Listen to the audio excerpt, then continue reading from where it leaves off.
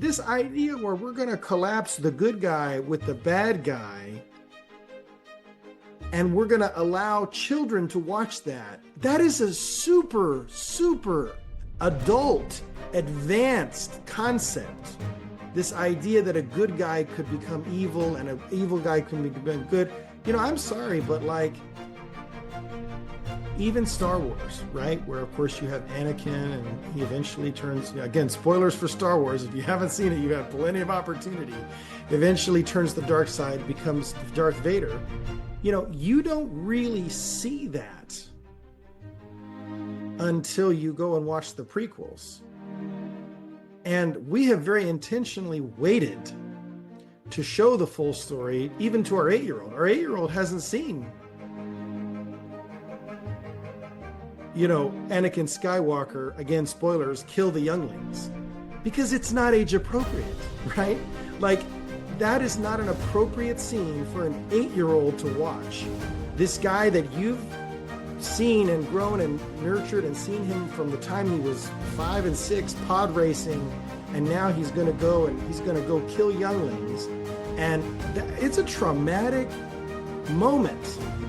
And you need to be mentally ready for that. You know, to me, and I haven't done the research on it to tell you exactly, but, you know, my gut tells me like 12 or 13, maybe a child is ready to watch something like that, you know, at the earliest. And so when I went and saw that Lightyear movie, and I saw basically the same thing happen in that movie, and my 5-year-old sitting there watching, I'm like, okay, hold on, pause. We're not going to see any more Disney movies until I have screened them fully, and probably we've watched it ahead of time and made sure that this is, you know, or sometimes I just basically dig so much, I know the whole story ahead of time, and I do so much research on it that I already know. Kind of like Elemental, right? Like I already knew from just the study of the plot and then the non-binary piece, I was like, this is a no-go for our family. So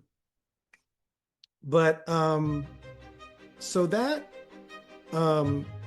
is why ultimately I just started saying, put the kibosh on all the new stuff. Let's gradually watch the old stuff, which we've been doing, and they love it. I mean, right now, the fan favorites at our house are like Aladdin, The Little Mermaid, Aladdin 2, Return of Jafar. You know, The Jungle Book is popular here. And we just started watching Little House on the Prairie as a family. Little House on the Prairie, which I was going to bring up later because I do want to circle back to Little House. Because to me, Little House is a great example of how you can have a relationship when you're young, and you can work on it and grow it and nurture it, and you can enroll your family in it and get the family buy-in and approval, and you can get married and everybody gets aligned and on board, and the marriage can work, and you can have kids, and you can live happily ever after. And that's actually possible, which of course is not a message that our culture teaches anymore.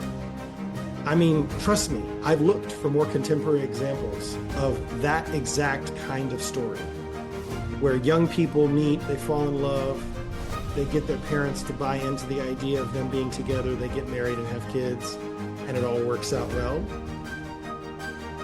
You know, it's been done for millennia in real life, but how often do you see it represented by Hollywood?